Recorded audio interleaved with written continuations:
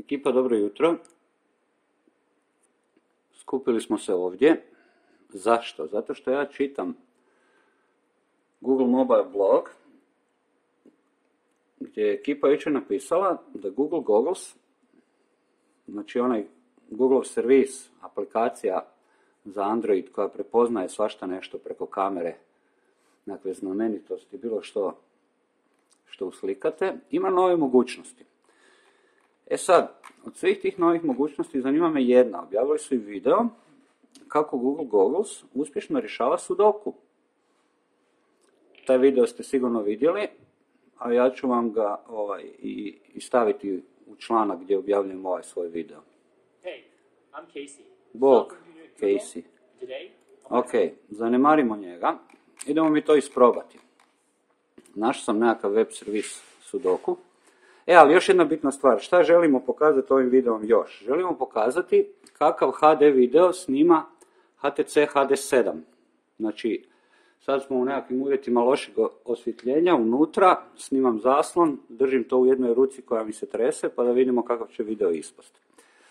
Dakle, imamo jedan ultra teški sudoku koji bi mi trebalo dosta vremena da ga riješim.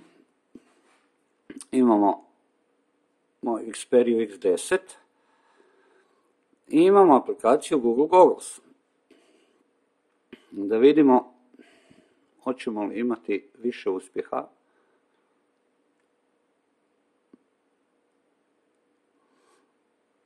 Fotografirali smo sudoku.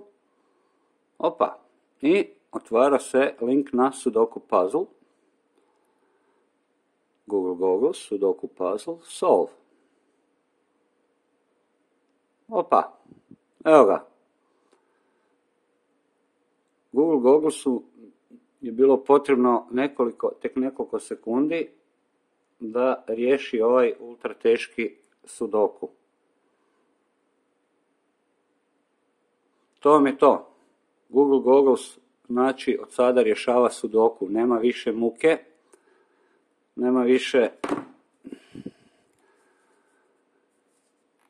Još ću vam detalje, znači šta Google Goggles točno radi, navesti u članku. To vam je to, a HTC HD7 snima video, evo, upravo takav. Doviđenja.